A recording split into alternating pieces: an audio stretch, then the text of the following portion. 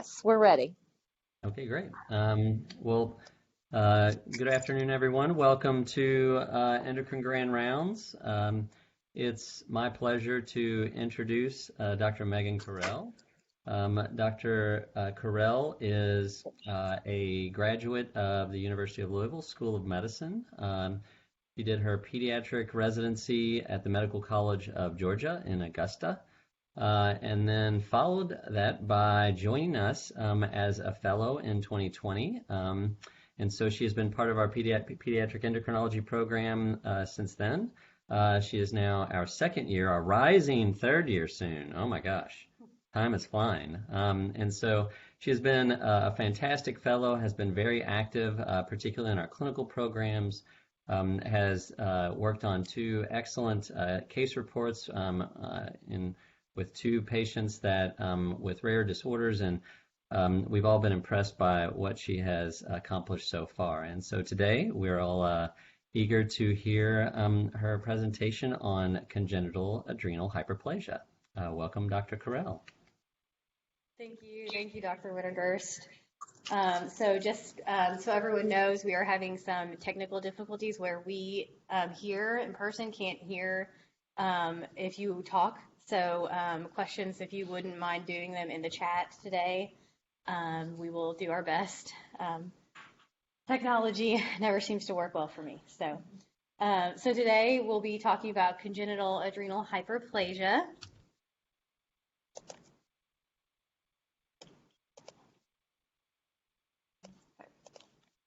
So I have no conflicts of interest, nothing to disclose, except that this topic is really interesting to me. And so I hope that I can teach you all something today. So our objectives, we're going to go through a case presentation, then we'll review the pathophysiology of congenital adrenal hyperplasia. We'll also discuss current guidelines for patients with CAH, and then we'll explore new treatment options for patients with CAH. So first, we'll start with our case presentation.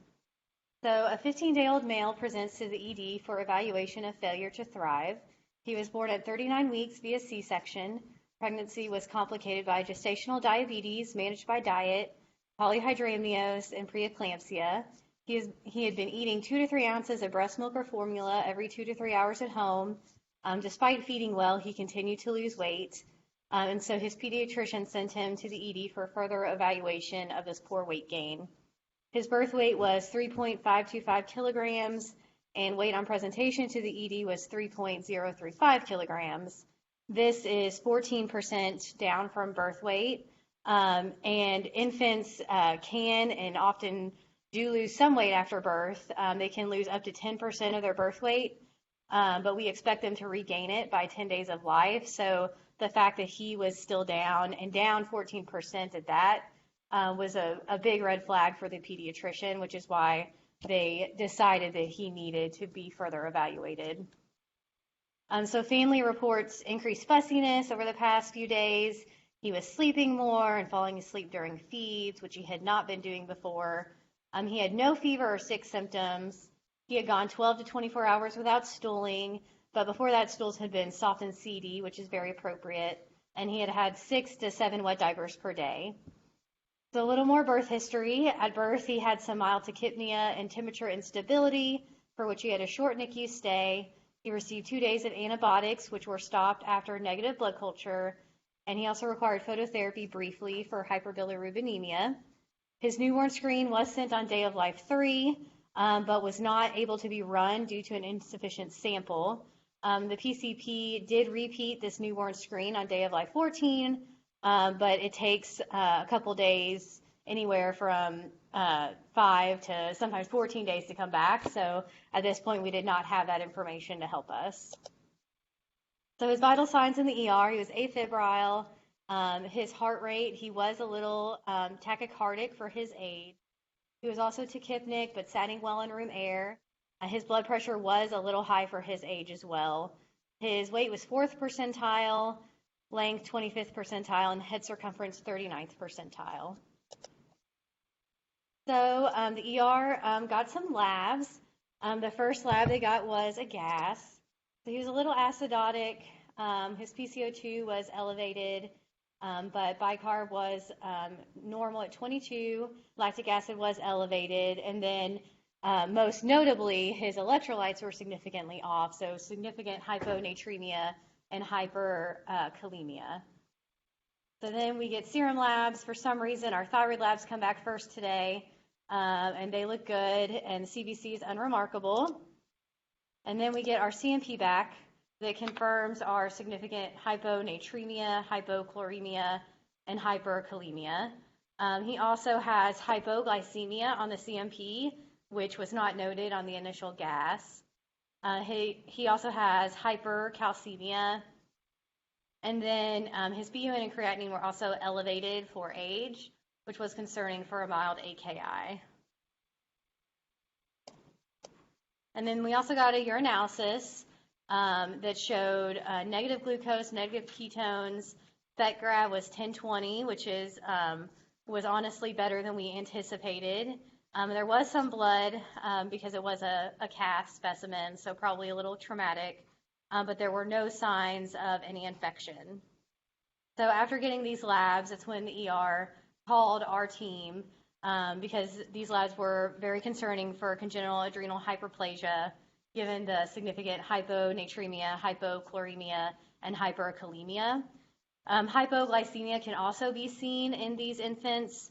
And then hypercalcemia is not always present, but there are definitely case reports of hypercalcemia during salt wasting crisis. So in the ER, he received a hypertonic saline bolus for the hyponatremia. He got a D10 bolus for the hypoglycemia. We recommended hydrocortisone 21 milligrams times 1 dose, which is 100 mg per meter squared.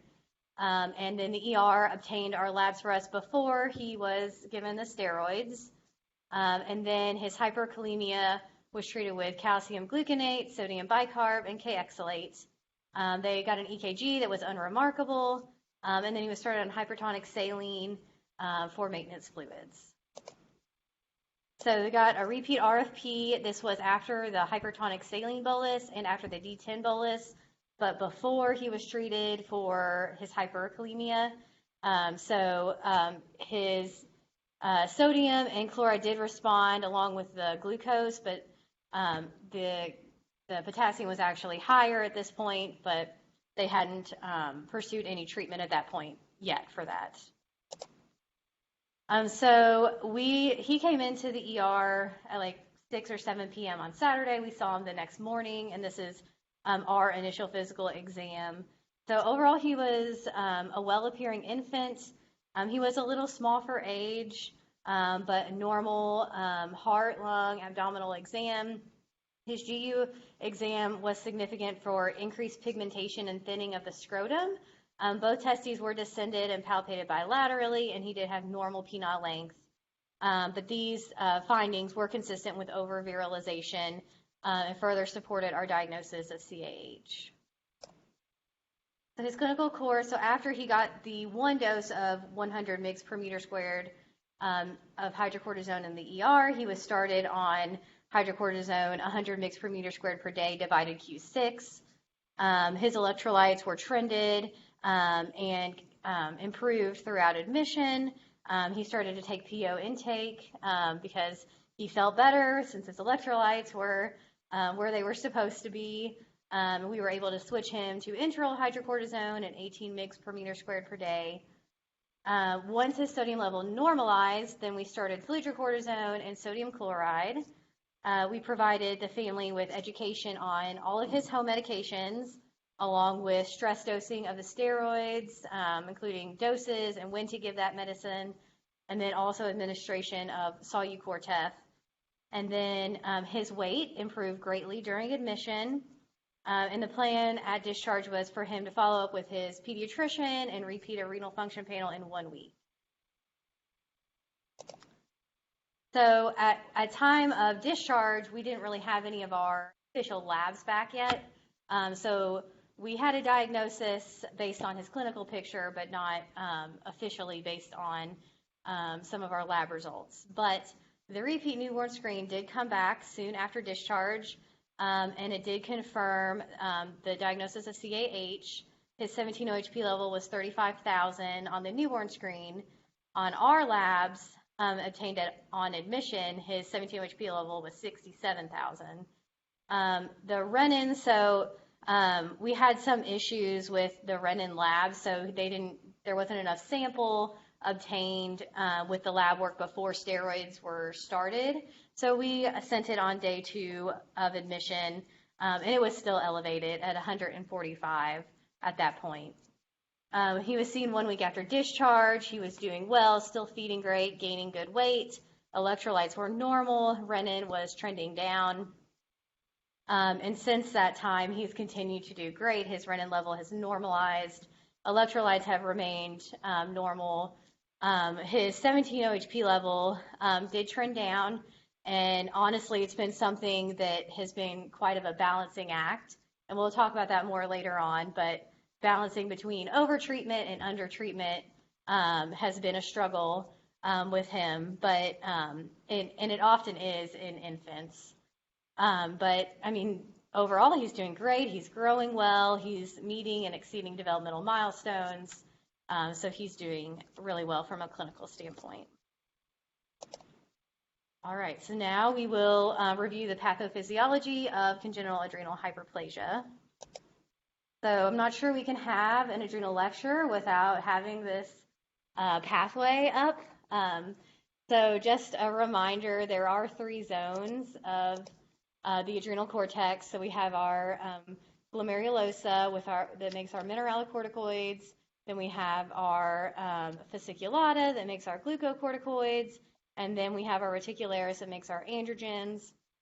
The main points to remember is that cholesterol is the precursor for all steroid hormones. And then cholesterol metabolism to progesterone is also common in all adrenal zones. And then after that, zone-specific expression of steroidogenic enzymes determines the steroid produced. So CAH is a group of autosomal recessive disorders characterized by impaired cortisol synthesis due to loss of function mutations in genes encoding the enzymes of the steroidogenic pathway. Worldwide incidence in most studies ranges anywhere from 1 in 14,000 to 1 in 18,000 births. 95% of the cases are due to mutations in the CYP21A2 gene, which encodes adrenal steroid 21 hydroxylase, which is what our infant in this case had. It's also important for us to remember there are other forms of CAH. They are very rare, but it's important for us to be aware that they exist. Today we're going to focus on 21 hydroxylase deficiency, though. So here is the adrenal pathway again, focusing on what happens in 21 hydroxylase deficiency. So just a reminder, 21 hydroxylase converts 17-OHP to 11-deoxycortisol, and then progesterone to 11-deoxycorticosterone.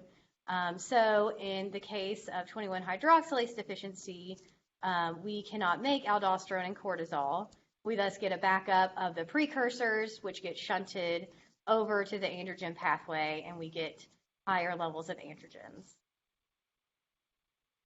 Broadly, there are 3 different types of 21 hydroxylase deficiency.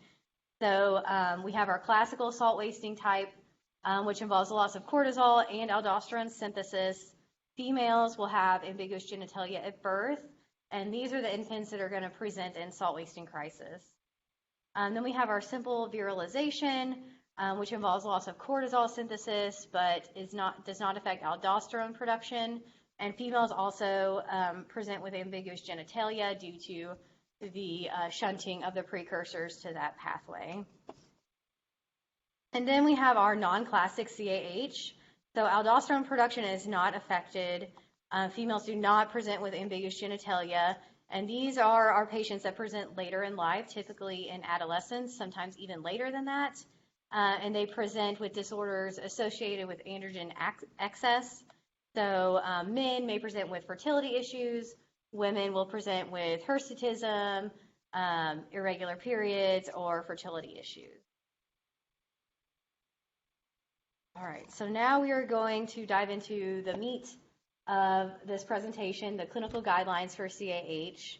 I will preface this by saying it's a lot, and we won't be able to go into as much detail as I certainly would like, but we'll focus on the main aspects of it and go from there. All right, so newborn screening. It is performed on every newborn in the U.S., ideally after 24 hours of life. If an infant is not born in a hospital, then their pediatrician usually gets it at their first visit, which is usually like 2 to 3 days after birth. In order to be on the newborn screen, there are certain criteria that conditions have to meet. The condition has to be a serious condition for which treatment is available. Early diagnosis and treatment should lead to better outcomes. And then there should be tests that have high sensitivity and specificity, along with tests that can be done on a reasonably large scale. So CAH definitely meets these criteria. Early recognition and treatment can prevent serious morbidity and mortality. Studies have shown that infants diagnosed through screening have less severe hyponatremia and tend to have shorter hospitalizations than infants diagnosed later. It's also very important for males with salt-wasting CAH. So females are often picked up soon after birth because they have ambiguous genitalia, whereas males do not, and so they often are not diagnosed until they're in a salt-wasting crisis. So having this newborn screen allows us to pick up those male infants before they reach that point.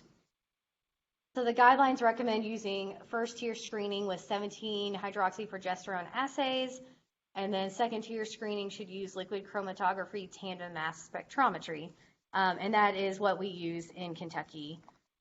So there is limited accuracy of the 17-OHP assay, as there is with any lab we order. So we can definitely get false positive results if it's collected too early, especially if it's before 24 hours of life. So 17-OHP levels are normally high at birth, and they decrease quickly after during the first few days of life. 17-OHP levels in infants with CAH, however, are going to increase over time. So sometimes we can have a falsely elevated level if obtained too early. Female infants can have a lower average 17-OHP level than males, so this may slightly reduce the sensitivity of the newborn screening in some reports. And then probably one of the biggest ones is that premature, sick, or stressed infants have higher levels of 17-OHP than do term infants, which generates many false positives. So our group often gets consulted on NICU babies that have elevated 17-OHP levels. And these infants are typically premature, very sick, and so they have reasons, where this may not be very accurate.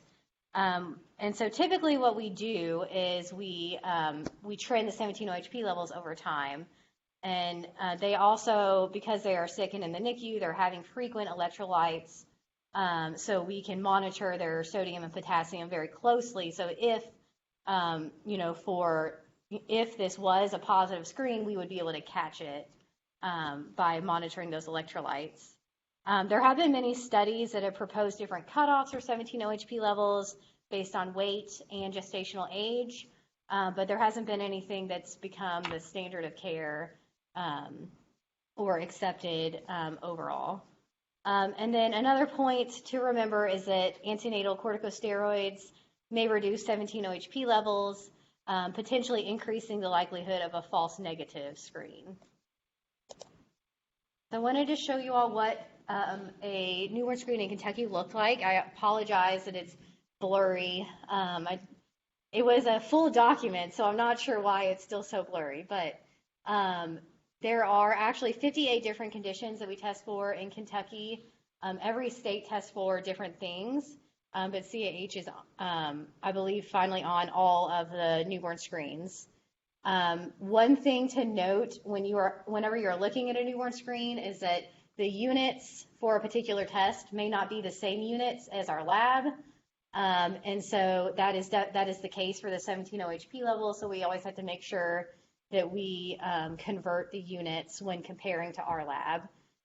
So this screen was positive for CAH.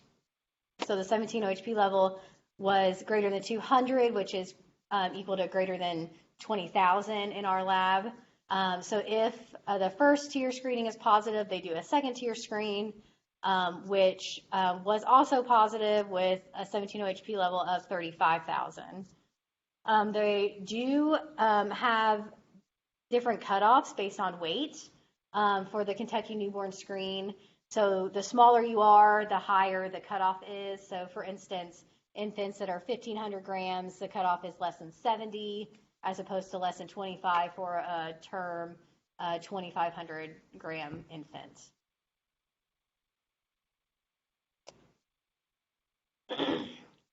All right, prenatal treatment of CAH. It's still considered experimental, and there's still a lot of studies being done on it. So if you do prenatal treatment, you should use dexamethasone. Cortisol and prednisolone are inactivated by the placenta, but dexamethasone is not. The purpose of prenatal treatment is to reduce female genital virilization. Other than that, prenatal treatment does not change the infant's course after delivery. So it doesn't change the need for lifelong hormone replacement, the need for frequent lab monitoring, close monitoring. It does not decrease the risk of life-threatening salt-losing crises. So really the only goal of treatment is to reduce the female genital virilization. And with that being said, the guidelines recommend that if research protocols are doing prenatal therapy, they need to genetically screen for Y chromosomal DNA so that male fetuses can be excluded, because prenatal treatment would be inappropriate in male fetuses because there would be no benefit to them, only risks of receiving the dex. So as with any treatment, there are certain risks. So for prenatal treatment, some of the risks, there is a risk of teratogenicity. So dex has been associated with increased rate of cleft palate, and dex exposure in animal models have been shown to have many different effects on development of various organs. It can reduce birth weight, and there can be subsequent problems from that. It has also been shown to affect brain and behavior. The long-term effects of postnatal glucocorticoids on the human brain include decreased memory, decreased cerebellar cortical volume, diminished cognitive function. And then there are potential long-term effects. So, sorry, did not expect it to do that. So we know from studies of using dex in other situations that dex exposure, to induce late gestation pulmonary maturation, is a risk factor for development of asthma at 3 to 6 years of life. So that is also a potential risk factor for these infants. All right, so diagnosis of CAH. First, if you get a positive newborn screen, there needs to be further testing and possible referral. So typically, if you have very low suspicion, maybe the infant was less than 2,500 grams, a 17-OHP level was not significantly elevated, you could repeat the newborn screen. Otherwise, if it's very elevated, you'll get electrolytes and a 17-OHP level and give your pediatric endocrinologist a call. For symptomatic patients after infancy, you want to screen with an early morning 17-OHP level. If patients have a borderline 17-OHP level, then you can get a cosentropin stimulation test, and that will help you differentiate 21-hydroxylase deficiency from other enzyme defects. And then sometimes we can use genetic testing for diagnosis, but it's not necessarily needed for diagnosis. So for diagnosis, the most important labs are our 17-OHP, our cortisol, renin activity, and then a renal function panel. Our salt wasting patients are going to have a significantly elevated 17-OHP level, usually greater than 50,000, cortisol will be basically undetectable, and then renin level will be high. For our simple virilizing, your 17-OHP level will be high, but not to the level that we see in our salt wasting patients. And you may have a low measurable cortisol, but usually less than 5. And then renin can be anywhere from normal to high. For our non-classic CAH patients, their 17-OHP level will be higher than normal, but not anywhere close to as high as our other classic types. And their renin level is typically high, and cortisol is usually normal as well. So sometimes ACTH stimulation testing is indicated. We often don't need it in our infants who present in salt wasting crisis, but it can be very helpful in the non-classic CAH patients. And then in infants that have ambiguous genitalia, we want to get a karyotype and a pelvic and abdominal ultrasound as well. And just another general note about getting labs for diagnosis.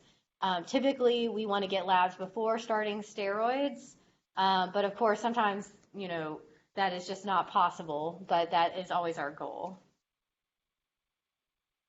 All right, so what does a salt wasting crisis look like? So infants are very tricky in that their symptoms can be very nonspecific. So symptoms can mean a lot of different things.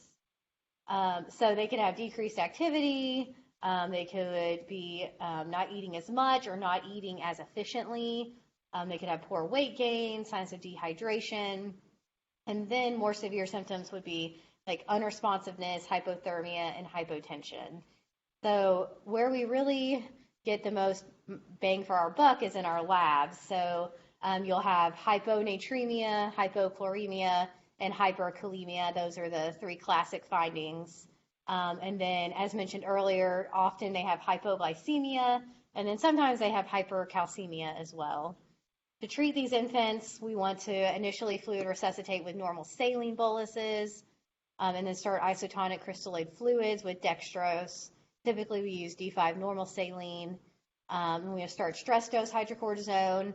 Typically, we start 100 mg per meter squared per day, and then treat the hyperkalemia, whatever we need to get that calcium level down to a safe level. So KXLA, IV calcium, insulin, or bicarbonate.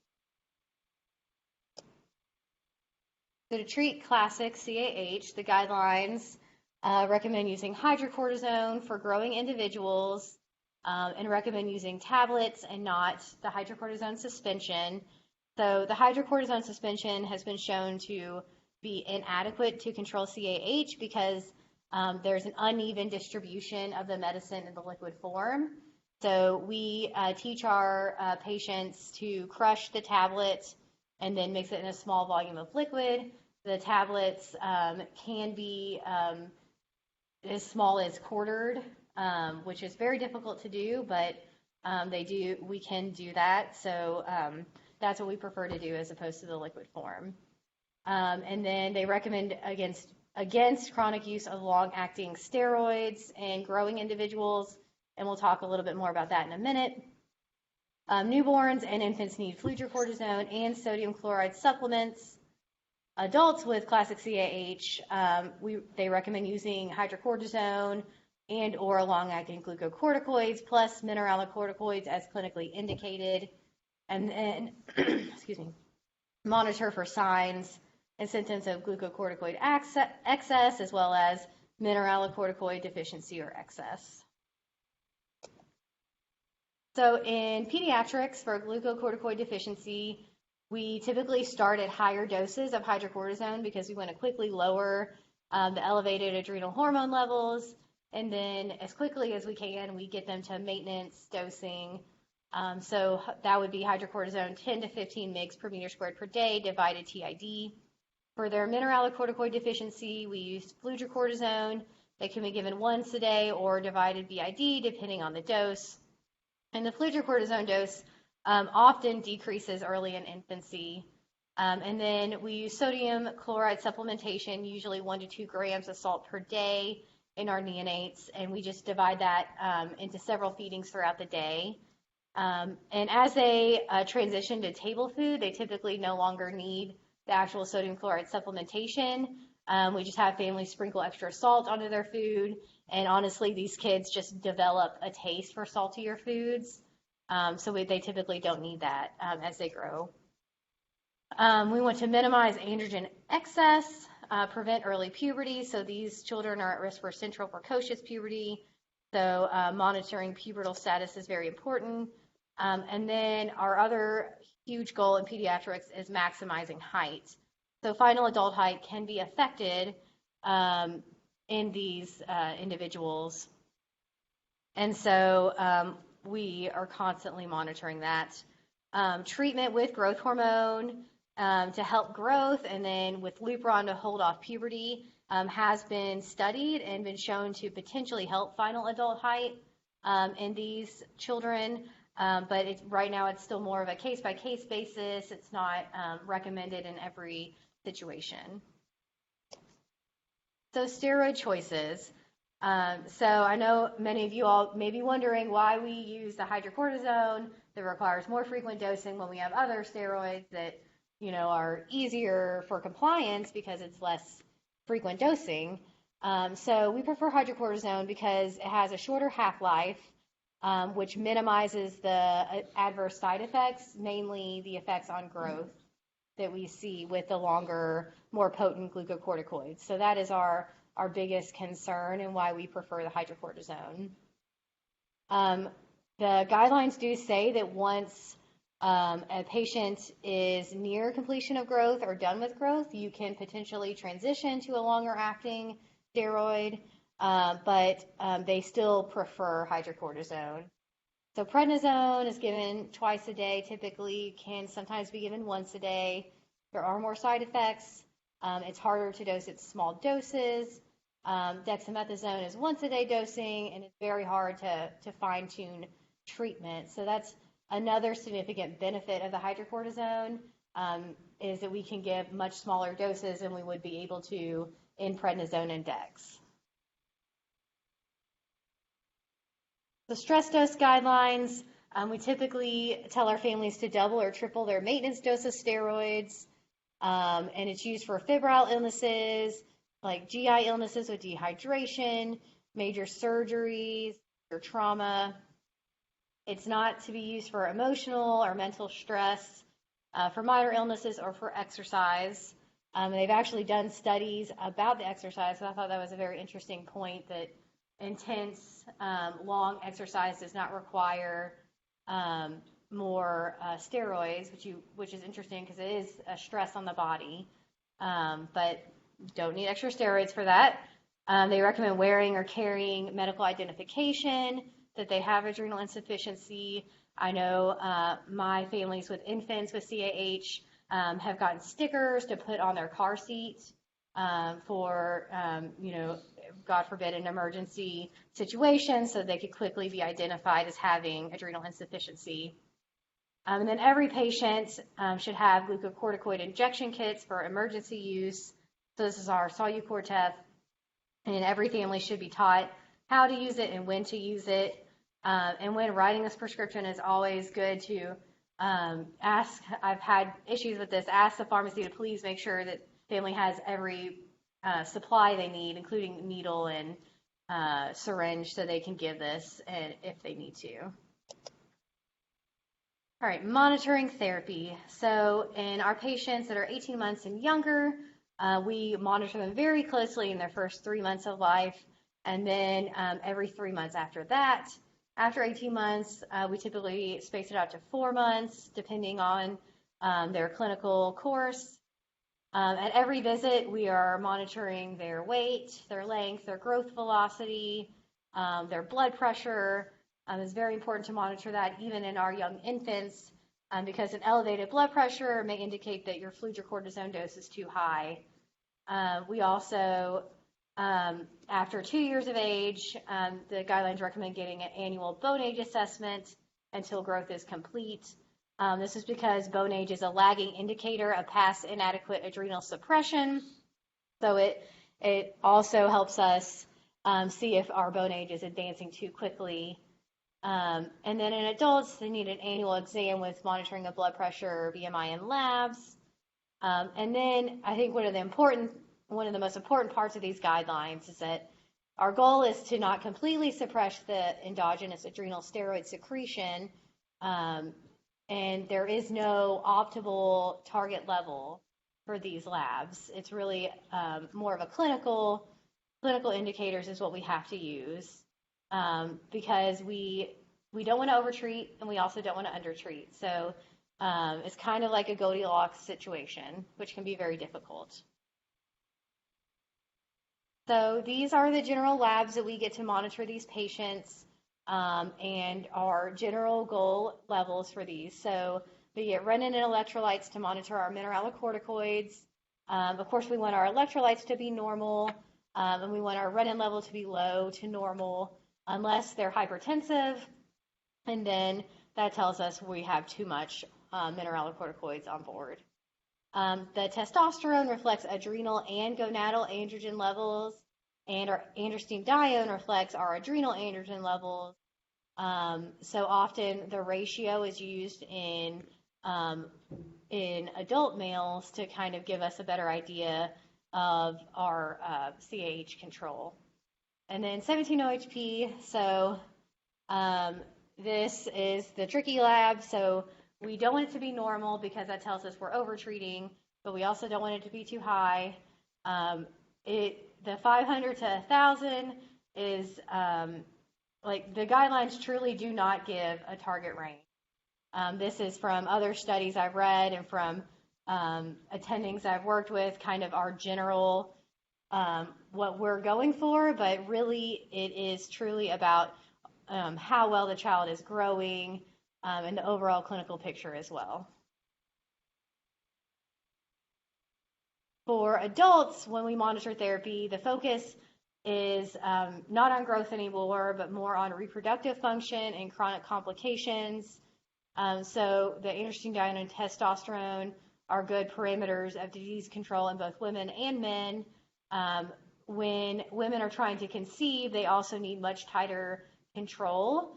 And so sometimes glucocorticoid treatment has to be increased with the goal of achieving a follicular phase progesterone level of less than 0.6. And men need to be monitored for testicular adrenal rest tumors. And we will talk about that more in the next couple of slides. So long-term surveillance. So right out of the gate, we want to start focusing on healthy lifestyle choices to maintain a normal BMI. This is something that we do and should be doing with all of our patients anyway. But children with CAH tend to have a higher BMI due to increased fat mass. 50% are overweight and 15 to 20% are obese. So it's just sometimes, these patients have a lot already on their plate. So sometimes in the visit, it's not a focus, focusing on healthy lifestyle, but it's definitely something we all need to make sure we address. For children and adolescents, there has been no evidence of decreased bone mineral density in various studies, no matter how long they've been treated, what type of glucocorticoid they're on, how well their disease is controlled. The DEXA scans have not been affected. So in children, we focus on making sure they have good vitamin D and calcium intake, ideally through their diet, and then that they're active. However, in adults, bone mineral density screening is recommended, especially for patients that are on prolonged periods of higher than average glucocorticoid dosing or who have suffered a non-traumatic fracture. Adults with CAH are at risk for osteopenia and osteoporosis. There's no need for adrenal imaging in these patients. Males should have periodic testicular ultrasounds to look for testicular adrenal rest tumors. And then, interestingly, these patients are not at higher risk for cardiac or metabolic disease compared to the general population with a similar BMI. So we don't need to do any additional screening that we would not do for someone without CAH. And then, of course, we want to monitor their mental health, refer them if needed, especially our female patients who may be dealing with ambiguous genitalia. Testicular adrenal rest tumors. So These tumors are non-malignant. They're typically small, bilateral, and easily detected by ultrasound, but not palpable on exam. So that's why they recommend screening with testicular ultrasounds in adolescence, and then every 1 to 2 years after that, sooner if males are symptomatic. Prevalence does increase with age, but it's really hard to get a good idea of what that prevalence actually is. But it's important to catch these tumors early, because if we increase glucocorticoid therapy, these tumors will often regress. If they're not treated, it can lead to obstructive azoospermia and infertility. So genetic counseling. So earlier I mentioned that genetic testing is not needed for diagnosis, but guidelines do recommend genetic counseling and testing for all patients with CAH at some point, mainly for the purposes of family planning. If the parents are planning on having other children, often we'll do it earlier than perhaps we would if they are not. So there's a 25% chance of each subsequent sibling of the index case having CAH, and then a 50% probability of a sibling being an asymptomatic carrier. A patient with classic CAH has a 1 in 120 probability of having a child with classic CAH based on the general population's carrier status. And then these patients can have issues with fertility. So if they do, even before maybe those symptoms show, they should be referred to reproductive endocrinology. Transition to adult care. So the guidelines say we should start prior to official transition, and then it typically occurs at 18 years of age. However, I will say we often keep our patients at least through college, typically, and then 26 is really a general natural transition time, because that's when children are no longer on their parents' insurance. But I would say in general, at least through college is what we do. And then, our job as pediatric endocrinologists is to make sure that these young adults understand their condition, understand the day-to-day care, understand the emergency medications and what to do during sick days, and how to get a hold of someone if they need us. All right, so corrective surgery guidelines. This is a topic that we could have a whole several hours discussion on. I think it's important to mention. So in all pediatric patients with CAH, particularly virilized females, the parents need to be informed about their surgical options and informed about the risks and benefits of early versus late surgery. They need to be given the tools they need to make that decision, and be surrounded with surgical experts to help them make the best decision for their child. In severely virilized females, our discussion typically early on is about repairing the urogenital sinus, as opposed to maybe what would be considered more the cosmetic aspects, because the urogenital sinus, if not repaired, could lead to increased UTIs, could also cause obstruction with menstrual flow once that were to start. So that may be the focus at the beginning. And then it's just important to note that there's no objective evidence at this time as to whether early, late, or no surgery that best preserves overall quality of life or sexual function at this point. So it really just needs to be an open conversation with the family and a case-by-case decision. So briefly, management during pregnancy guidelines. So they recommend continuing their pre-pregnancy doses of steroids and fludrocortisone. It's important to note that maternal 17-OHP is elevated in normal pregnancy, so we can't use that to help us monitor our glucocorticoid treatments. And women may need higher doses of glucocorticoids during the second and third trimester, and should definitely be given stress dosing during labor and delivery. It's important to use glucocorticoids that do not transverse the placenta in this case. So we do not want to use Dex because we're not treating an infant with CAH, we're treating a mom that has CAH. So the opposite of what we talked about at the beginning of this talk. And then C-section is the most common method of delivery due to the high prevalence of previous vaginal surgery and cephalopelvic disproportion. And then wanted to briefly mention the treatment of non-classical CAH. So as we talked about earlier, these patients often present later in life, in adolescence, sometimes even later. They can present with precocious puberty or rapid progression of puberty. Women present with irregular menses, hirsutism. And then treatment. So glucocorticoids generally are not indicated unless there are signs of virilization on exam or the patient is symptomatic. So, for example, in a female with hirsutism, we may consider glucocorticoid therapy along with OCPs to help with these symptoms. Once the symptoms resolve, then you can discuss with the patient if stopping the steroids would be appropriate. For males, glucocorticoids are generally not indicated. So TARTs in men with non-classical CAH are extremely rare. So prophylactic glucocorticoids are not warranted in this case. And then some patients will need stress dose steroids.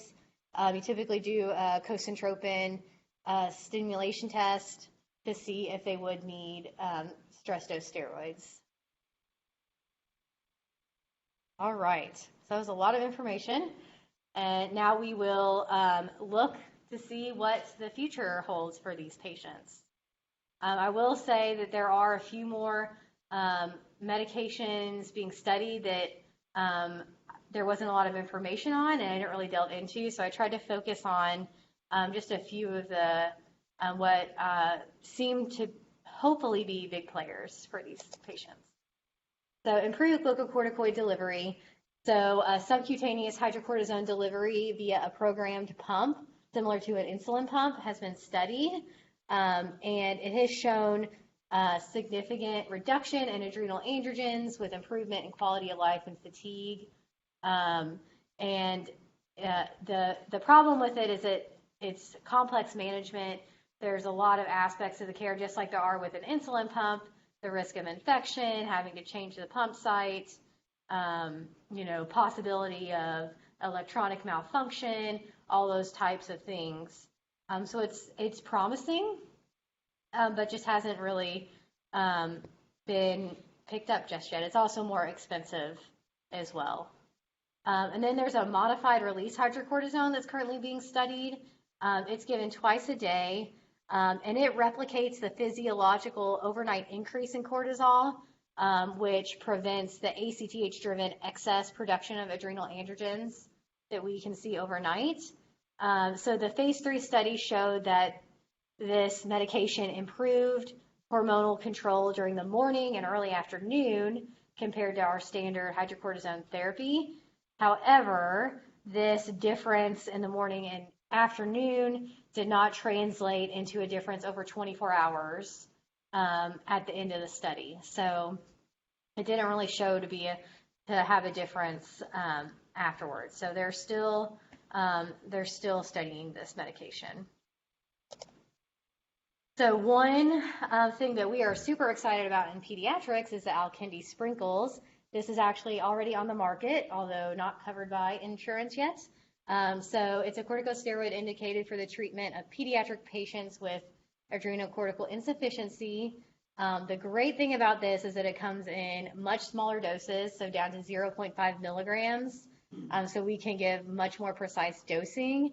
Right now, the smallest hydrocortisone tablet is 5 milligrams, and we can quarter that to be 1.25 milligrams. But as you would imagine, quartering a tablet is very tedious for our families and can be very inaccurate as well. So this will definitely be a game changer for especially our little ones. So you open the capsule, you pour the granules onto the tongue or a spoon or like soft food like pudding. And there you go. The problem with it, you can't use it in NG tubes or G tubes, which may be a problem. And then, of course, insurance isn't covering it yet. We can order it in Epic, but it's not covered. So hopefully it will be covered soon. All right. Tildacerfont is a second generation corticotropin releasing factor type 1 receptor antagonist. It binds to the CFR1 receptors in the pituitary gland and reduces ACTH secretion, which may reduce excess androgen production and ultimately allow for glucocorticoid dose reduction, which would lead to ideally less side effects. So the phase 2 trials were promising. It did show proof of concept. So it did show a reduced ACTH, androstenedione, and 17-OHP levels in all patients with 21-OHD. Those with poor disease at baseline did see bigger changes, and it was well tolerated and safe. This has just been studied in adults so far, but we'll see what this holds. It sounds promising. And then abiraterone acetate is an orally active medication used for treatment of castration-resistant prostate cancer. It suppresses circulating testosterone levels and thus improves survival in these patients with prostate cancer. And so it's actually been studied in adult women with CAH and shown to suppress adrenal androgen secretion. And the study I saw, it was only like 8 to 10 women, I will say, but all of them did see an improvement. And right now they are planning a phase 2 trial to start in January of 2023, looking at the use of this medicine in prepubertal children with CAH, with the goal of reducing daily hydrocortisone requirements, and also looking to see if this treatment will slow bone age advancement and improve adult height, which would be a huge deal. All right, here are my sources. I just want to say thank you to all my attendings who have all, I think I've talked about my CAH babies with all of them at some point, and Dr. Kingery, who helped me with some of these slides, and also to the families, because they are very patient with all the frequent labs and with all the changes we have to make often. So these are all my sources. And then CME code brought to you by my Isabel.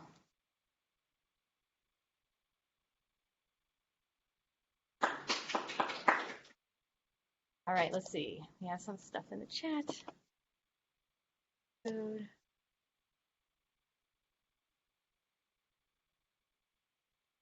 I don't think we can hear anyone still.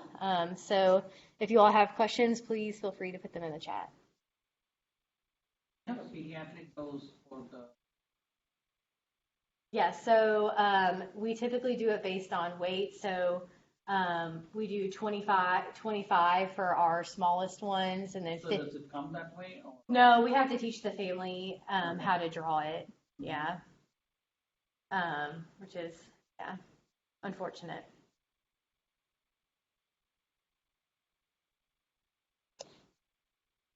See, there's a question.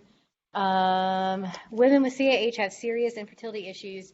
Do you counsel the family about this as the girls are aging? Yes, we do talk to the families that this may be something that they have to deal with. What was the clinical clue in the ED that this was 21-OHD rather than other causes of primary adrenal failure? So I think the severity of the electrolyte abnormalities and the age of the patient as well were our biggest clues for that diagnosis. That's a great question.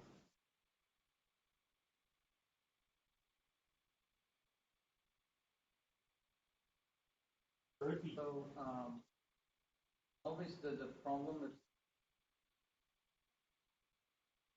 Yes.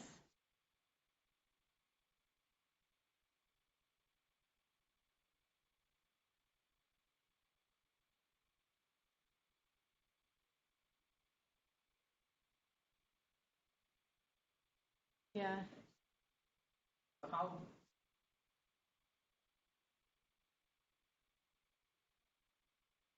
That's a great question. So the question was, if you all couldn't hear, so in adults, the satisfaction score is often low because either, balancing overtreatment versus undertreatment and the side effects for either of those situations.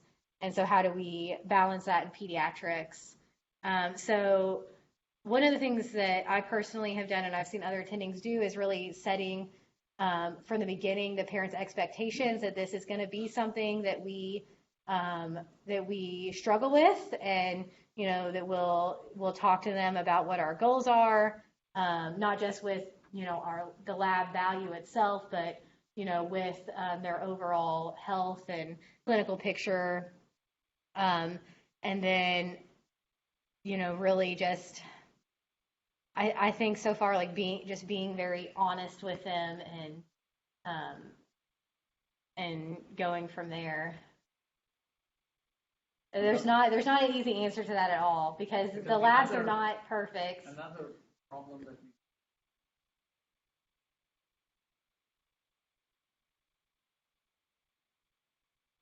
Yes. groups that are given.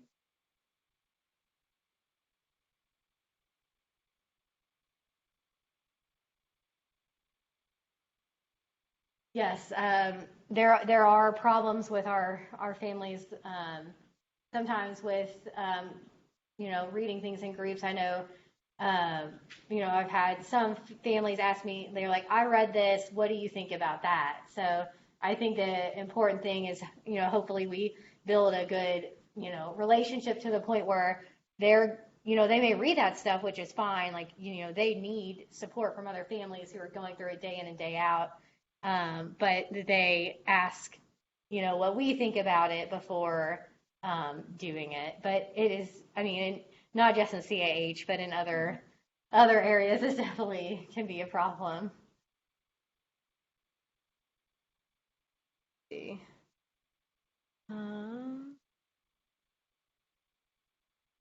Let's see. I think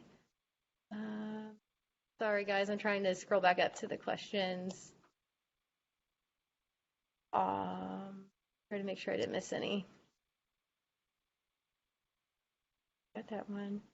Unlike regular exercise, do you recommend stress dose for competitive events such as marathons and game nights? What I read, no, we do not recommend that. Or we don't recommend that, and the guidelines don't recommend that. And none of the studies support that. That's a really good question. Are there any specific criteria for surgical interventions in terms of size? I'm honestly not sure about that answer. I'm sure there are certain guidelines that the CAH guidelines don't specifically go into that. So I'm not sure. That's a great question. I'll have to look more into that. Oh man, go back up. With regards to NCAH teenagers, I heard Maria New recommends steroids over OCPs to manage, though others disagree. You mentioned both in your talk, but which do you prefer? So honestly, I haven't taken care of an adolescent with non-classic CAH yet, so I don't have a preference quite yet. I know my attendings have talked about both situations, just depending on the clinical picture. And then in neonates, if family loses salt supplement from pharmacy, can family use table salt from home? I believe they can. I know there's a way to make, and I know I looked this up at one point, they should be able to use table salt, I believe. I'm not sure. Okay, Dr. Gundam says yes, they can. Okay. I probably talked about it with Dr. Gundam. Yes, they can use table salt from home.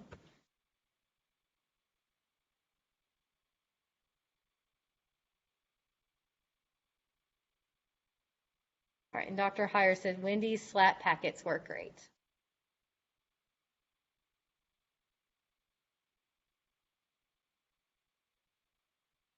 Oh, salt. Thank you all. All right. Thank you. All right. Thank you all. Thank you very much. Very nice.